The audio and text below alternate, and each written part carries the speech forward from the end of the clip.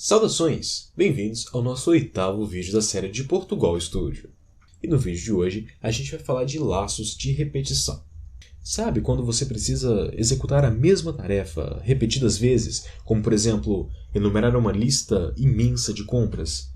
Na programação, você precisa simplesmente dizer a condição a ser obedecida, e então, repetir a operação até que aquela condição não seja mais válida.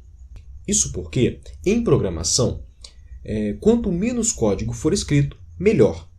Então, para que a gente não precise ficar copiando e colando a mesma função, ou até mesmo para ações que a gente não sabe quantas vezes vão ser executadas, existem esses laços. Então, no laço, basicamente tem uma espécie de se, que você dá uma condição para ele, enquanto aquilo ali for atendido, o seu comando vai sendo executado. Antes de começar, deixa o gostei no vídeo porque isso ajuda muito o canal. Inscreva-se aqui e curta a página no Facebook. Se você não quiser perder nenhum vídeo, pode ativar as notificações tanto aqui no YouTube quanto lá no Facebook. Prezamos pela gratuidade do conhecimento e por isso não cobramos nada de você. Ajude-nos, divulgue-nos. Vamos lá?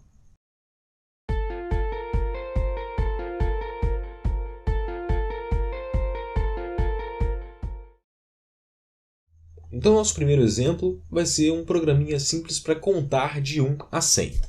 Certamente, a gente não vai fazer, por exemplo,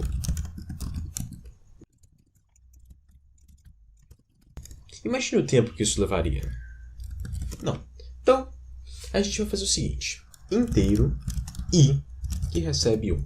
Este será o primeiro número da minha contagem. Agora, vamos usar um laço de repetição para contar de 1 a 100. Veja, enquanto I, que é esta minha variável, for menor ou igual a 100, coloco chaves aqui na frente, tem uma estrutura parecida com o se, tá? E é verdade, e aí o comando que vai ser executado. É importante que você assista os vídeos na ordem correta, isso porque a cada um deles, detalhezinhos são colocados e são usados em todos os outros, como por exemplo, esse operador que foi visto no vídeo sobre operações relacionais. Ou a declaração de variáveis, que foi visto no segundo vídeo, variáveis e tipos. Tá? Uma coisa que eu ainda não falei, que já era para ter falado lá no começo, mas que eu simplesmente esqueci, é a definição de comentário. Então, vamos aproveitar esse parênteses aqui para falar de comentário. Comentário é um comentário, propriamente dito, que você faz no seu código para dizer o que aquilo ali está fazendo ou explicar mais ou menos o código. Não para o programa, mas para quem vai ler o código. O comentário não tem ação nenhuma no programa. Então, existem duas formas no Portugal de fazer um comentário. A primeira é colocar 2 barras e o seu comentário na frente. Tudo que tiver aqui na frente dessa linha não será executado pelo meu código. Então veja que eu posso colocar qualquer coisa que ele simplesmente não corrige. Se eu tiro essas 2 barras, ele vai dizer que está errado. Essa expressão não faz sentido se estiver sozinha no código.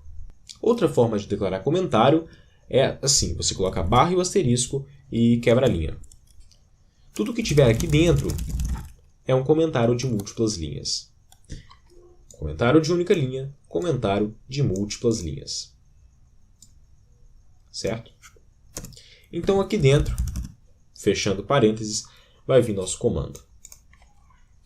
Então, enquanto 1 for menor ou igual a 100, nós vamos executar isso aqui. O que nós vamos executar? Escreva I. E eu vou concatenar isso aqui com uma vírgula e um espaço. Há um detalhe. Veja. Enquanto I for menor ou igual a 100, escreva I. Mas I é 1. Então 1 sempre vai ser menor ou igual a 100.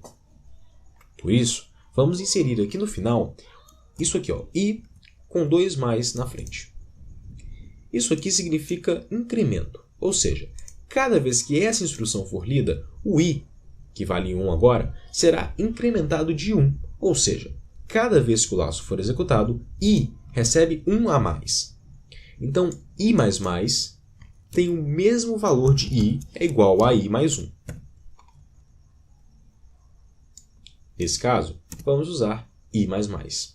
Ou seja, a primeira vez que o enquanto for lido, i valerá 1.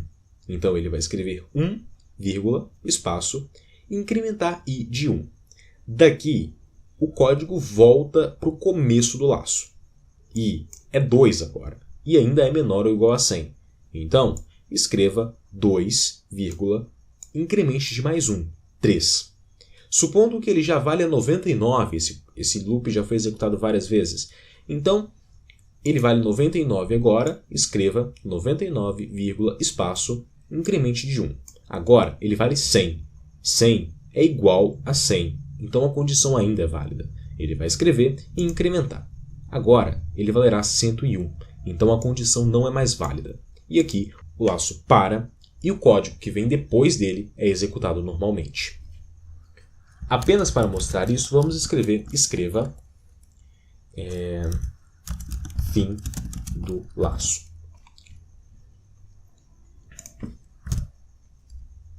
Certo? Então vamos dar play nesse programa aqui. Viu só o que aconteceu? Então veja, 1, 2, 3, isso aqui vai até 100, que está debaixo do coisinho aqui. Certo? Então depois do 100, ele diz fim do laço. Isto é, os comandos que estão depois do laço só serão executados quando ele acabar. Então, esse é o enquanto. Agora perceba um detalhe. Eu declarei uma variável i aqui, declarei uma condição aqui e declarei um incremento de i aqui. I não tem valor nenhum para o resto do programa, só para esse laço. Então, por que não declarar i apenas para o meu laço? Opa, para. Sim, isso mesmo. Vamos usar uma instrução para. Tá? A instrução para funciona da seguinte forma. Para, parênteses, e aqui dentro a gente coloca 3 coisas. Primeiro, a declaração da variável. Inteiro j é igual a 100. Depois eu coloco um ponto e vírgula e a condição que parecida com esta aqui. Então, enquanto j for maior ou igual a 0, então eu coloco o ponto e vírgula de novo e o incremento que eu quero. Nesse caso, j menos menos. Menos menos é parecido com mais mais, só que o contrário. Então ele é o operador de decremento. Ele tira 1 do valor numérico.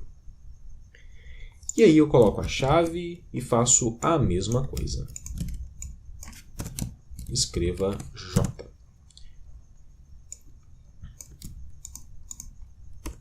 Vamos colocar aqui um fim do laço enquanto, né? E copiar isso para cá como fim do laço para. Veja, play. Faltou uma quebra de linha aqui, não é mesmo? Então veja. Fizemos aí. Olha só, aqui eu declarei uma variável, declarei uma condição, um incremento e contei de 1 a 100. Aqui, por outro lado, eu fiz tudo numa linha só, mas aí eu contei de 100 até 0. Né? Então, o j era 100 e ele foi recebendo o decremento até que ele fosse 0. Tá? Então, veja só, de 1 ali, de 1 até 100. E aqui embaixo, de 100 até 0. Tá? Então, isso é para mostrar que eu posso fazer a mesma coisa de 2 formas diferentes. Nesse caso, para esse exemplo, eu vou sempre preferir o para, porque o para economiza código, não é? Embora aqui pareça que eu escrevi a mesma coisa, assim fica mais coeso. Então, é importante lembrar um detalhe. Por mais que eu tenha contado diferente, um eu contei de 1 para 100 e outro eu contei de 100 para 0, eu poderia fazer a mesma coisa com os dois. Basta inverter aqui a condição e o valor de i e isso aqui. Tá? Não faz diferença. Então, para que serve o enquanto, já que o para é mais coeso? Bom, na verdade, o para vai ter utilidade principalmente nesse caso aqui, que é quando você tem um valor, tem um incremento definido e tem uma condição definida. né? Então você precisa de ter essas coisas definidas. O para não é muito flexível, né? Isto é, se você tem um vetor e você sabe o tamanho dele, por exemplo, e isso é o que nós vamos ver nos vídeos para frente aí, então você pode usar o para percorrer um vetor, por exemplo, uma matriz. Vamos ver tudo isso mais para frente. E realmente vamos usar o para. Agora, se você está, por exemplo, buscando no banco de dados, você não sabe quantos dados tem, você não sabe absolutamente nada, então você vai usar o enquanto. Então, sendo assim, a gente sempre vai ter que parar e pensar qual das duas estruturas vão ser mais úteis para mim neste momento. Então, nós vamos ver aí como que funciona cada uma mais para frente. Vai ter vídeo de PHP, deve vir vídeo de Java também. Então a gente vai ver como que cada uma funciona em cada linguagem. Tá? Só para deixar claro aqui, né, em linguagens padrões de programação, o enquanto ele é dado como while, enquanto que o para é dado como for, que são a mesma coisa em inglês. Tá? Bom, então, agora, para finalizar, eu quero mostrar um erro relativamente grave que existe com o laço de repetição. Ele aparenta ser inofensivo, mas na verdade, em linguagens padrões de programação, né, aquelas que a gente usa para desenvolver programas de verdade, ele pode travar o computador inteiro, derrubar seu servidor, assim, não são muito agradáveis, certo? Vamos criar um novo arquivo aqui só para a gente fazer esse teste aí. Tá? Então, imagine que eu tenho um enquanto e a minha condição é isso aqui. Eu tenho uma condição que será eternamente verdadeira. E o que você acha que vai acontecer?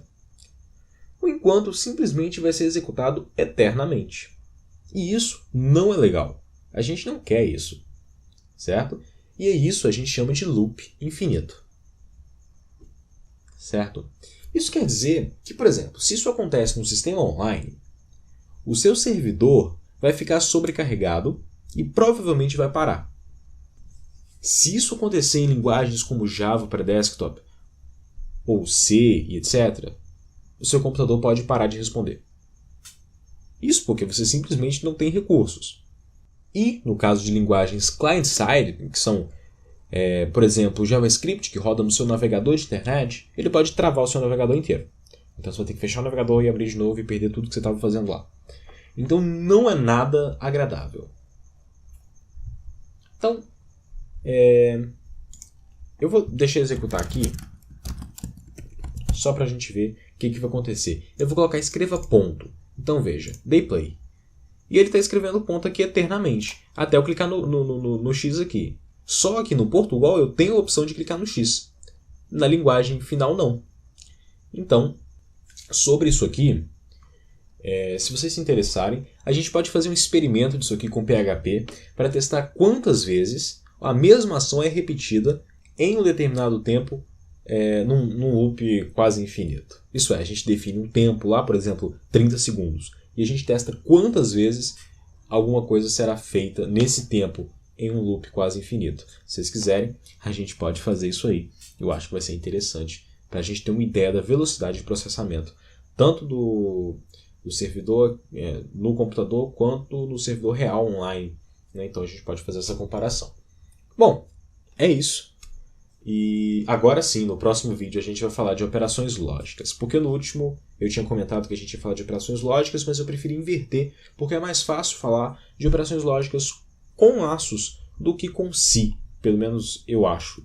E eu gosto de falar com exemplos, acho que fica mais fácil para pegar. Bom, qualquer dúvida, reclamação, sugestão ou qualquer coisa, deixe nos comentários ou então entre em contato pelo Facebook, o link está na descrição.